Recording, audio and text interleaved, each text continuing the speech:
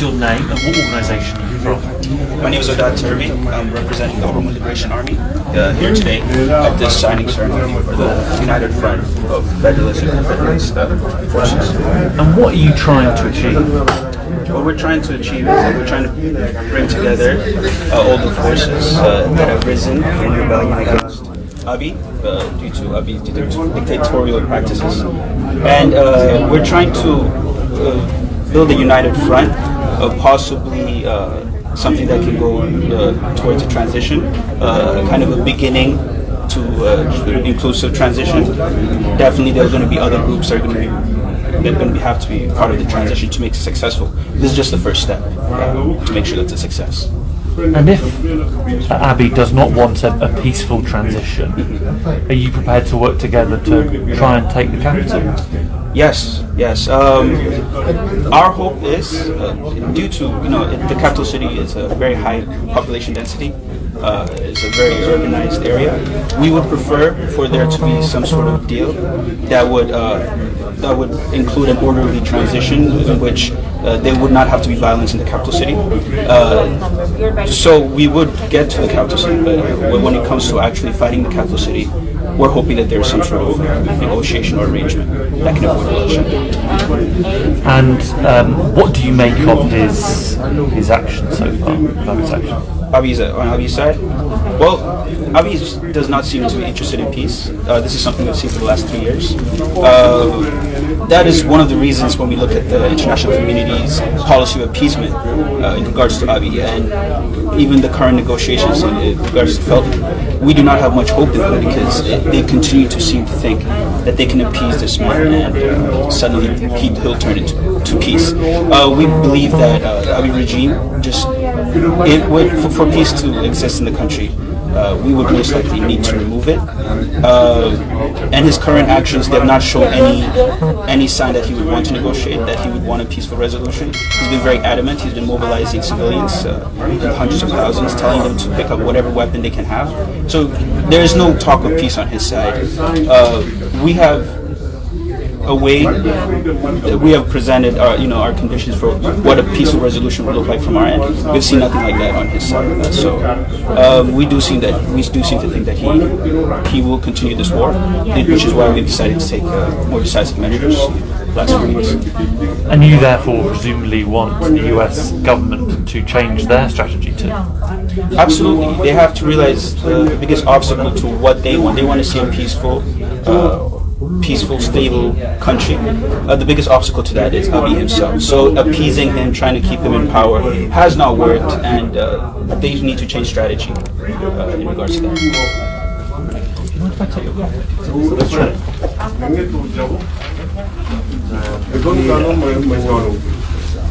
So the change, November 5, 2021, an historical event. Mad Freedom Month. So, man be gina be chudo, man wake Washington DC. Kude dano muko ne chungu kakuma ne join ne kere kijeri. Abi lingman kere be per fight ne chung tune centralized. Ne chung na kuma ne chung tune farikat so. Wakin man te ne tek ko bangji bin kuno.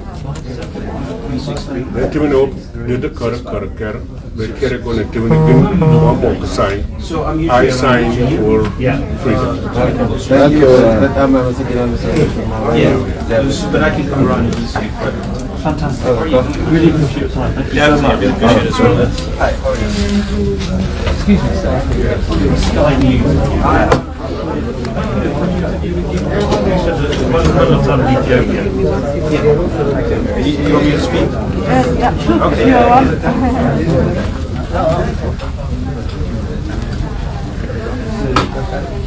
What media is this for? Thank you very much. It's okay, all right. Do you speak Amharic or you speak I speak English and Excuse me, sorry.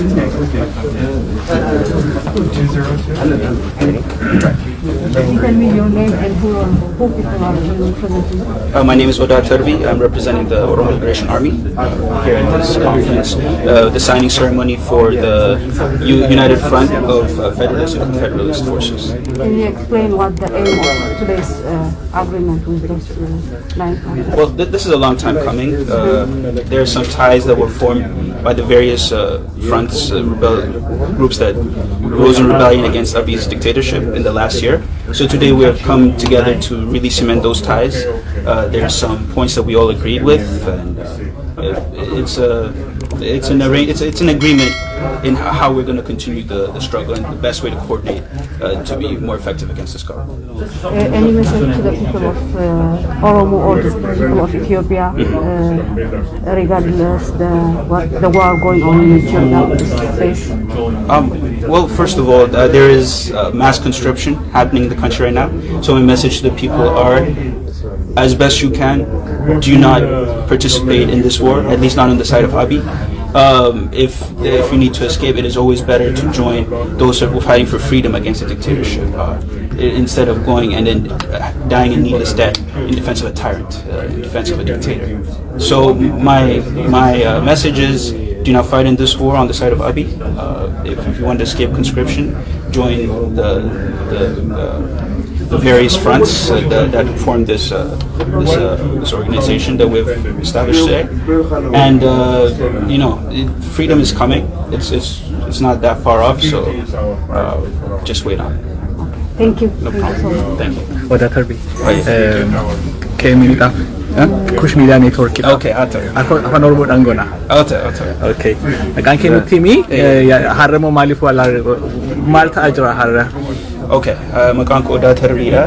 Har'a walta'iinsa uumame kana mallatteessine warra hirmaattota hundatti asitti argame. Walta'iinsi kuni kaayyoonsaa biyya kanaa jijjiirama fiduu, jijjiirama jechuun mootummaa abbaa irree kana, mootummaa dikteetara kana buqqisuu, dimokiraasii fi walabummaaf carraa kennu. Walabummaa jedhu self determination jedhamu akka uummanni egereesaa filachuu danda'utti sistema sirna akkasii ijaaru.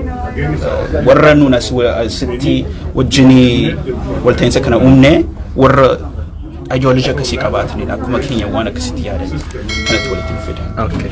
Oromoodhaaf yaada erga maal qabda? Amma waraana isa biyya keessa isa jiru akkam how do you describe it? Akkam describe goota? Akkam Oromoon akkam ilaaluun irra jira?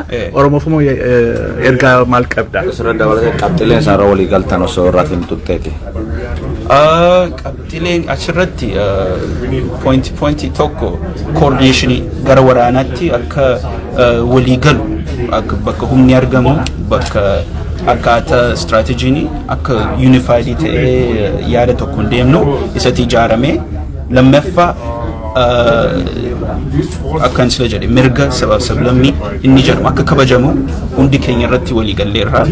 Itti dabalee constitution amma jiru akka hin tuqamne amma bii waggaa sadan kana keessatti waa baay'ee keessa waan orkaa ta'ee hojjetaa ture.